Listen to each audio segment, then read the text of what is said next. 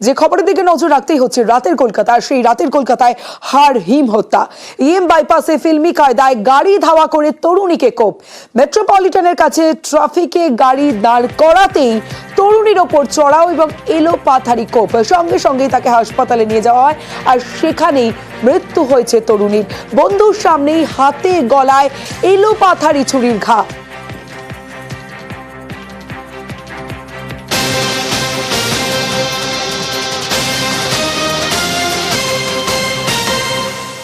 রাতেই তিনজনকে আটক করেছিল পুলিশ। রাতের কলকাতায় হাড়হিম হত্যা। সরাসরি চলে যাব, সুদীপ্ত রয়েছে আমার সঙ্গে, সুদীপ্তর সঙ্গে কথা বলবো। সুদীপ্ত, এখনো পর্যন্ত তদন্তে কি কি তথ্য পাওয়া যাচ্ছে?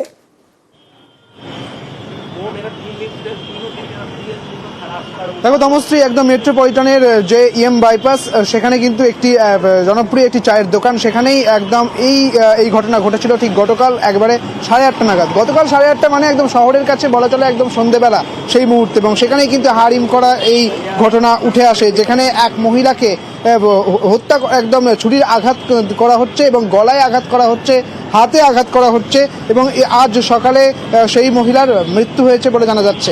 এবং যেটা খবর পুলিশ সূত্রে যেমনটা জানা যাচ্ছে যে মহিলার মৃত্যু হয়েছে তার নাম হচ্ছে রফিয়া শাকিল, এবং এই রফিয়া শাকিলের সঙ্গে বিবাহ বহির্ভূত একটি সম্পর্ক ছিল ফারুক আনসারির, এবং ফারুক আনসারির ছেলে এই সম্পর্কের কথা জানতেন, এবং সেই সম্পর্কের কথা জানতে পেরেই তার মাকে সঙ্গে নিয়ে গতকাল ঠিক 8:30 নাগাদ এই রফিয়া শাকিলকে ফলো করতে থাকেন, এবং ঠিক এই জায়গায় ইএম বাইপাসের কাছে তারা এখান পর্যন্ত আসেন, এবং এখানে রফিয়া শাকিল একদম বিধ্বস্ত অবস্থায় কিন্তু গাড়ি থেকে বেরোন, এবং তারপরেই তার উপর চড়াও হয়েছিলেন ফারুক আনসারির ছেলে, এবং এই ফারুক আনসারির ছেলের সঙ্গে ছিলেন তার মা শাহজাদি ফারুক এবং তার এক বন্ধু। এই তিনজনকে এখনো পর্যন্ত যেটা জানা যাচ্ছে পুলিশ সূত্রে, তিনজনকেই কিন্তু গ্রেপ্তার করা হয়েছে এবং আজ তাদের আদালতে পেশ করা হবে। এবং এই রফিয়া শাকিল যার সঙ্গে থাকো প্রত্যক্ষদর্শীরা, সেই সময় যারা ছিলেন তারা কি বলছেন এই ঘটনা সম্পর্কে, একবার শুনবো।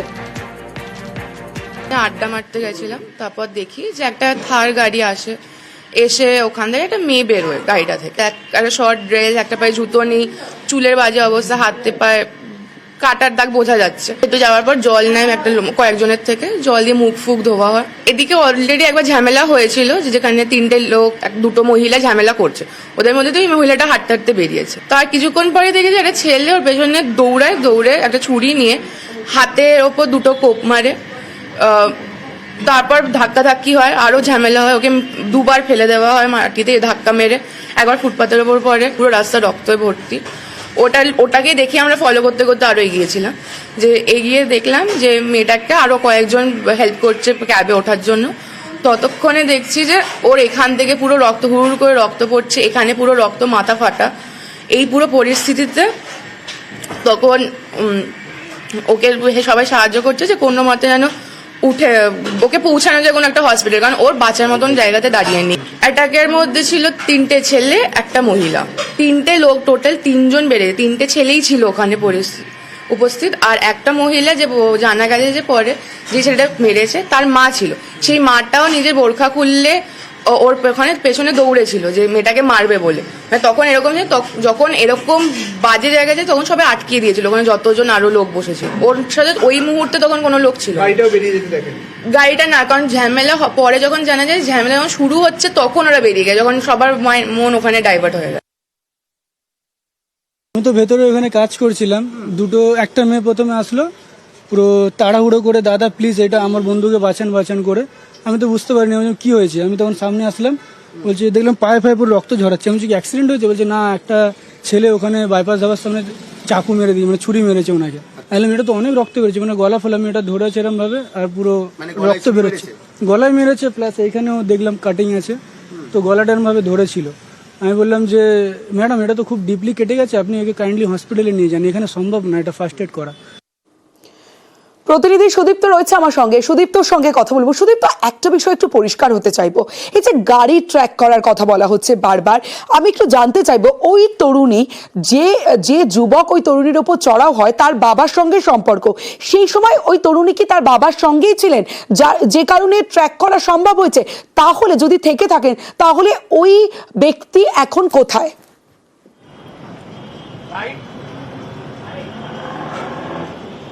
দেখো তমশ্রী, তুমি যেটা জানতে চাইছো সেক্ষেত্রে কিন্তু দুটি বিষয় উঠে আসছে। প্রত্যক্ষদর্শীরা যেমনটা বলছেন, একজন প্রত্যক্ষদর্শী তানিশা কর তিনি যেমনটা নিউজ 18 বাংলায় মুখ খুলেছেন, তিনি যেমনটা বললেন যে হঠাৎ তিনি এখানেই দাঁড়িয়ে চা খাচ্ছিলেন এবং দেখলেন যে একটি গাড়ি এলো, সেই গাড়িতে একদম বিধ্বস্ত অবস্থায় একজন মহিলা নামলেন। তার পরবর্তী ক্ষেত্রে সেই গাড়িকে ফলো করতে করতে আর একটা গাড়ি আসে এবং সেখানে কিন্তু তিনজন নামেন, একজন ছেলে এবং তার সঙ্গে আরও একটি ছেলে, অর্থাৎ দুটি ছেলে এবং একজন মহিলা। বোরখাটা খোলেন সেই মহিলা এবং তারপরেই কিন্তু ওই ছেলেটি এসে ওই বিধ্বস্ত মহিলাকে তাড়া করেন এবং ছুরি দিয়ে আঘাত করে। পুলিশ সূত্রে যেমনটা বলা হচ্ছে যে এই চায়ের দোকান, এই চায়ের দোকানে কিন্তু ওই যে রফিয়া শাকিল যিনি আজকে যার মৃত্যু হয়েছে, সেই রফিয়া শাকিল কিন্তু ওই ফারুক আনসারির সঙ্গে এখানে আসেন এবং এখানে দাঁড়িয়ে চা খাচ্ছিলেন। পরবর্তী ক্ষেত্রে একটি গাড়ি তাকে ফলো করতে করতে আসে, সেখানে একজন মহিলা অর্থাৎ ওই ফারুক আনসারির স্ত্রী শাহজাদি আনসারি এবং তার সঙ্গে যে ওই হত্যাকাণ্ডের সঙ্গে জড়িত, যে আঘাত করেছে যে ছেলেটি, সেই ছেলেটি আসেন এবং তার একটি বন্ধু আসেন। এমনটাই কিন্তু মিশ্র প্রতিক্রিয়া পাওয়া যাচ্ছে এবং সব মিলিয়ে যেটা জানতে পারছি যে ওই তিনজনকেই কিন্তু এখনো পর্যন্ত গ্রেপ্তার করা হয়েছে, অর্থাৎ এই শাহজাদি এখান থেকে আনসারি এবং প্রশ্ন তার আসছে ছেলে। সুদীপ্ত, তাহলে ফারুক আনসারি এখন কোথায়? সেই সময় ওই তরুণীর সঙ্গে ফারুক আনসারি ছিল, যার গাড়ি ফলো করে তারপরে তার ছেলে এবং স্ত্রী আসে, তাহলে ফারুক আনসারি এখন কোথায়?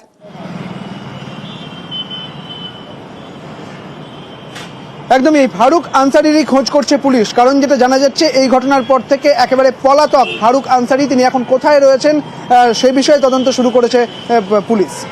বেশ,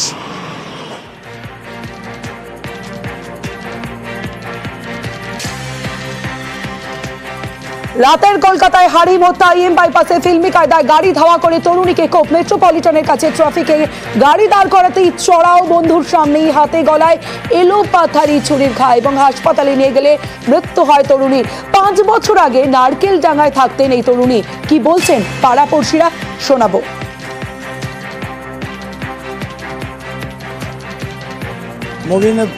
মবিনের ওয়াইফ যে মারা গেছে, তো ও তো ওয়াইফ হয়, বিয়ের মানে 5-6 বছর হয়ে গেছে। এখান থেকে হয়েছিল, এখন রায়গাছিতে থাকে। এখানে এখন থাকে না, ওনার ঘর আছে। ওনার ভালো ফ্যামিলি ভালো, সব ব্যবসাদার আছে। ওনারা ঢালাইয়ের ব্যবসা আছে, অনেক কিছু ব্যবসা আছে। বিয়ে হয়ে ওরা এখান থেকে রায়গাছি চলে গেছে। হ্যাঁ, উনি তো এখানে থাকতেন আগে, এখন থাকেন না। খুব ভালো ছেলে ওনার, কোনো মানে কারোর সাথে কোনো মিসবিহেভ নেই, কিছু নেই। ওনার ব্যবসা তো আমি জানি না, ওনার বাবার সঙ্গে ওনার ব্যবসা আছে, মানে 2 ভাই ওরা। হ্যাঁ, বিয়ে হয়েছে 2 বছর বা 3 বছর হয়েছে, একটা ছোট বাচ্চাও আছে ওনার। বিহেভিয়ারটা খুব ভালো, মানে ওনার মতন ছেলে দেখিনি আমি। এখন তো ওরা রায়গাছিতে মনে হয় থাকে।